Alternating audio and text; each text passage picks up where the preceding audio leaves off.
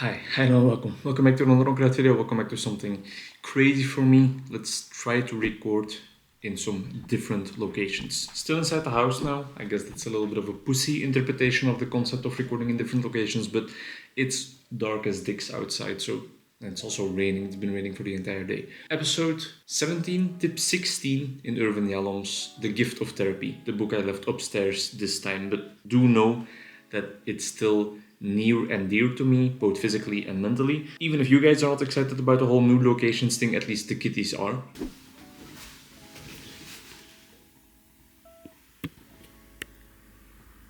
But this is weird for me. Alright, tip 16. Using the here and now, grow rabbit ears. One stimulus, many reactions. A large number of different possible reactions. I feel like this is the core main lesson Yalom tries to deliver to us in this tip. Yalom talks about how everyday, seemingly very normal, maybe even boring occurrences happening in your therapy sessions can actually provide you with some insightful, very important information if you have developed the right bunny ears, feeling instruments to detect that information. The comments his clients make or don't make when he is leading them up to his therapy room in the back of his garden, for example. Some people might make a little notice of the mud around the path. Some people might make a notice of beautiful plants in his garden somewhere. The remarks made about the route description he gives towards his therapy practice as a whole. He tells them you need to travel to this restaurant, then take a left turn. Some other people might tell him like, hey, why don't you use the other restaurant, the Mexican restaurant, to describe your route? Whereas Yalom himself is like, that restaurant sucks ass. The different reactions group therapy patients show when another patient or client or traveler, I guess that's kind of a caravan of travelers if you will, shows up late or is crying in the middle of the group session, and how the reactions differ between the different partakers in that group therapy. A lot of valuable information in there. This information that you're trying to gather, according to Yalom, is related to, again, the interpersonal problems this client experiences. A real impactful quote from Yalom in this chapter, one that got me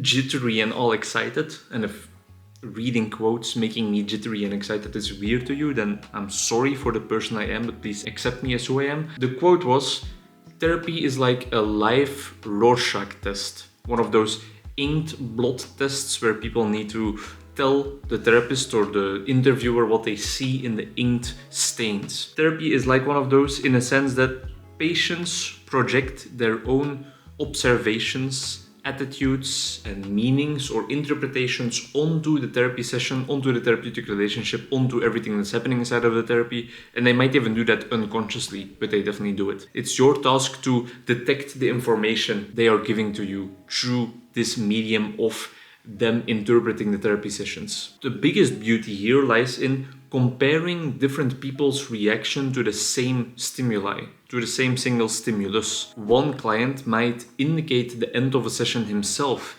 might be like, ooh, I see that we're running out of time. Let's quit it for today. Let's call it quits. Another person, another client, you might have to almost physically push out, kick out, little quick right hook to get rid of him, as to say it like that. They will not leave at all. And this can shed some beautiful insight into how they deal with goodbyes in their regular personal life, in their relationships outside of therapy. Yalom also talks a little bit about the different reactions clients have towards reading his books. And this was very interesting to me. Some people might have read them back and forth, might have read them every page muticiously. Is that a word that applies in this context? Muticiously, especially not if you pronounce it like that. Editing Onkruid, look this up please.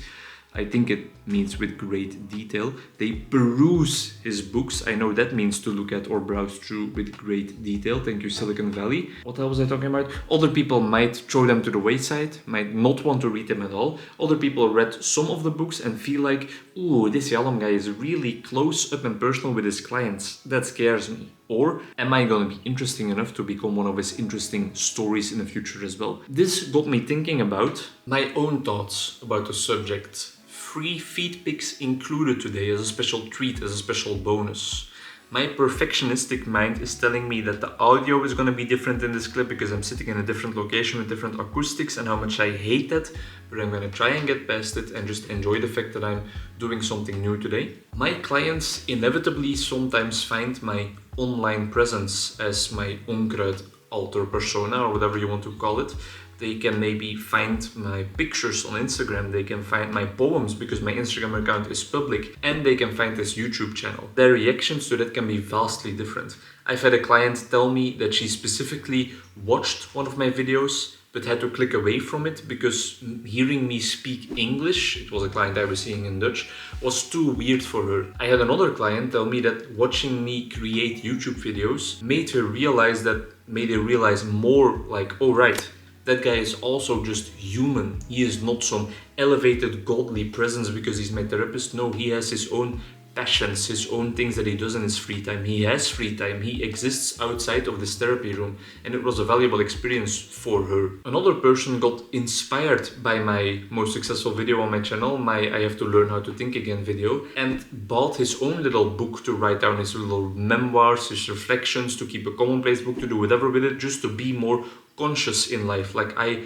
wanted to do after making that video. And I'm getting into a little bit, but I'm slacking. I'll tell you that much. I'm slacking big time. Don't tell that client, don't tell him. And then maybe the most hilarious example I can give of how one of those stimuli, like me having a YouTube channel, can create different reactions is recently a client I do see in English, because she's originally from another country than Belgium, gave me specific feedback on how to play the champion I was playing in the League of Legends videos I was uploading those days. She told me, you need to use your Nocturne ult more often, and I was just gobsmacked. I was so intrigued by that interaction that seems so far from what people would probably consider normal interactions between client and therapist, but I was inspired by it. I really loved that interaction. If she by any chance would be watching this video, thank you so much for that occasion, because it stays with me, and I find it such a positive impact of how I am just human with my own passions and talents and projects, and how that can live its life separately from me as a therapist. I don't need to be worried too much about, oh, but what if clients do detect this, and what if clients do think that the story is about them? This was just such a counter example of like, oh yeah, this can provide such a nice human, humorous interaction between the two of us. The point is, I think that I already have some of this tip down, some parts of this tip, some part of this concept. I can detect maybe a little bit about how they think about me as a person, about our therapeutic relationship, and the kind of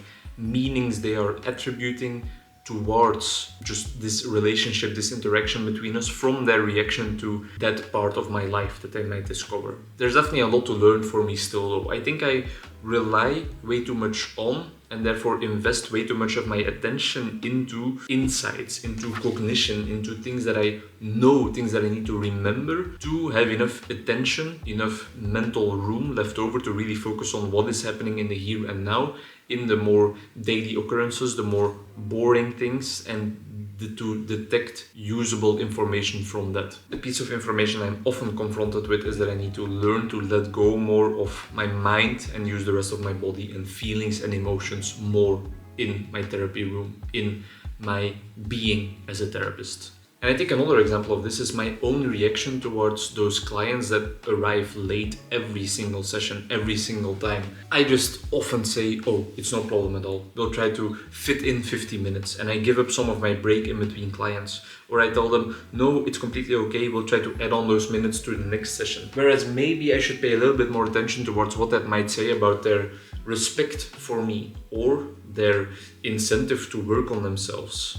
The fear I feel coming up regarding to this topic, though, is becoming over-analyzing, looking into minute details way too much and losing myself in that thought. Holy shit, that client has sneezed 2 times during the session already. Does that mean that she hates me? Thank you very much for watching. Hope to see you in the next one.